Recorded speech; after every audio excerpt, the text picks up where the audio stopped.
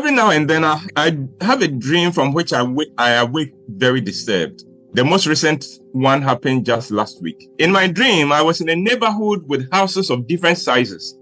Some houses were very well maintained with beautiful lawns and trees, and others looked neglected and run down.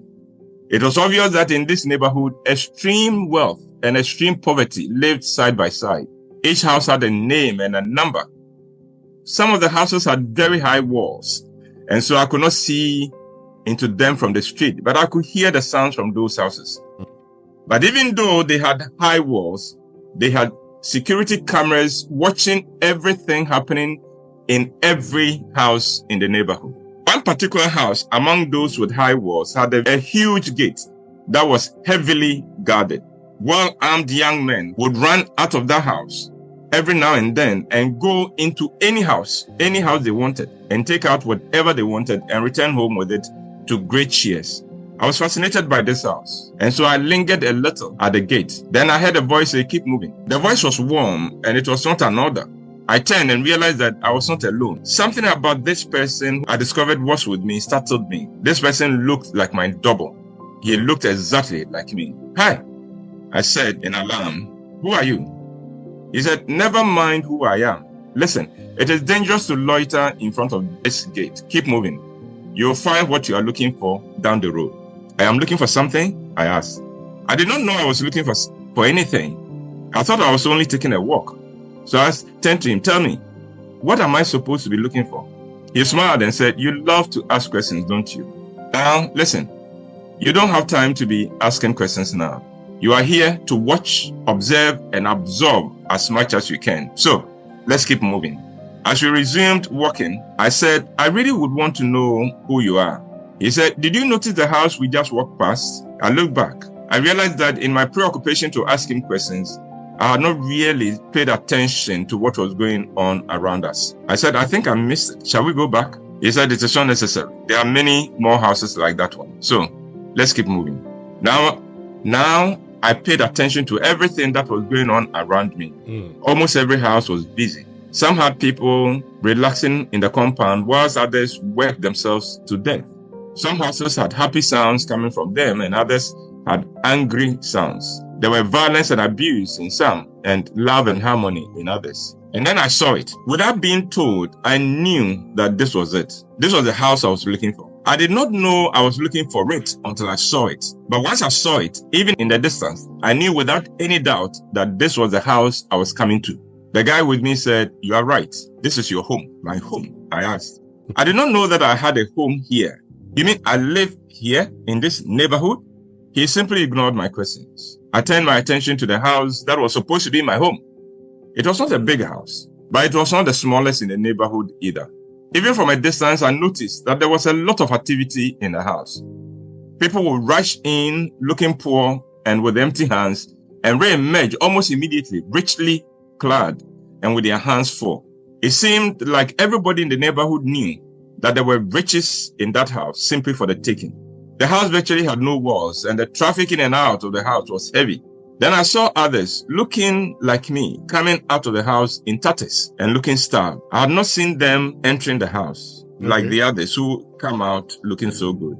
The guy with me said, "The reason why you didn't see them entering is because they live in the house. They are the children of the house." I said, "Children of the house? Look, people walk off the street in rags and re-emerge in no time in riches. How come the children of the house are poorly clothed and are looking so starved?" My companion said, "Look again. Not all of them are that poorly clothed and emaciated." He was right. There were others from the house who looked rich and well-fed, but they were very few. I saw that those few who looked well-fed and well-clothed were simply bringing things out of the house and handing them to people in other houses and asking for peanuts in return. They were virtually robbing their own home for others and begging those they were robbing for food and clothing, worth a fraction of what they were gifting them. But that is not even what puzzled me the most about the house. I realized that the children from the house into which people walked off the street and left loaded with good things, the children from that house will come out and go from house to house begging. I turned to my companion and said, "I don't understand. What is going on?" How can you live in a house that feeds and makes others rich, and you go out begging for everything? He simply said, but this time there was deep sorrow in his voice. You are about to find out. You belong to that house, and I need you to explain what is going on to me. I said, how can I explain anything to you when I don't understand what is going on? Are you sure you don't? He asked. Come on, let's enter. Lead the way. After all, it is your home. I went ahead of him into the house, but what I found in that house, the house that was supposed to be my home, left me horrified and disturbed. Well, what did I find out? I'll tell you. Let's continue on Thursday, shall we? Until then, stay blessed. I started telling you about a dream I had that left me horrified and disturbed. I said I dreamt I was walking in a neighborhood and came upon a house that was supposed to be my home, my family home. The curious thing about that house is that those who did not belong to the house would enter with nothing and leave loaded and rich. I was urged to go inside to try to explain how a house that made so many outsiders rich had the majority of its inhabitants, that is, its children, poor. And this is what I found when I entered the house. The first thing that hit me was the level of noise in the house. Once you entered the house, you got assaulted by the extreme level of cacophony.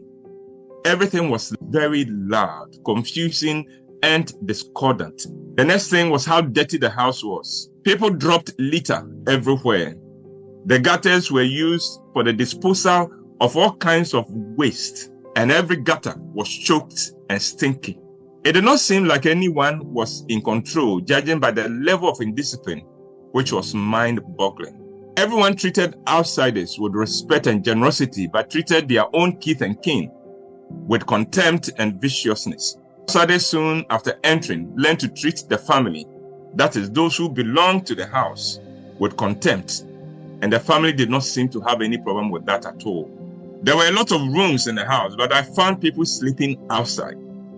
I asked the guy with me what was going on, and he said, enter one of the rooms and see for yourself. So I entered the first room I came to, and I almost fell into a pit. I discovered that the elders had allowed outsiders and strangers to dig the floor in every room looking for more precious stones. Precious stones they allowed the outsiders to take away for peanuts. A lot of young people, boys and girls, were busy in the pit, but whatever they found, they gave to outsiders for almost nothing. I discovered that in this house, the children robbed each other for outsiders. It was as if there was an unwritten rule that the child of the house was not supposed to prosper. Everybody spied on his brother or cousin, and if there was anything going well for them, they made it their responsibility to destroy it. So everybody hid what was working for them, or just handed it to an outsider who were treated as untouchables in this house. I kept wondering, what kind of family hate their own kind but love outsiders so much? What kind of curse makes a family blind to what they were doing to themselves in working against each other? I realized that the young people in the house had given up hope and were only focused on leaving the house for another house. And they resorted to all kinds of means to leave the house, including jumping the wall into one of the surrounding houses. But the most heartbreaking thing about this house was the attitude of the elders of the house. They were concerned only for themselves and kept everything in the house for themselves. They ate without bothering to ask if their children had had anything to eat, and the children seemed to have lost all respect for them. My companion pointed to a corner of the compound and said, "You'll find the patriarch of the house over there, sitting on a throne. Go and greet him."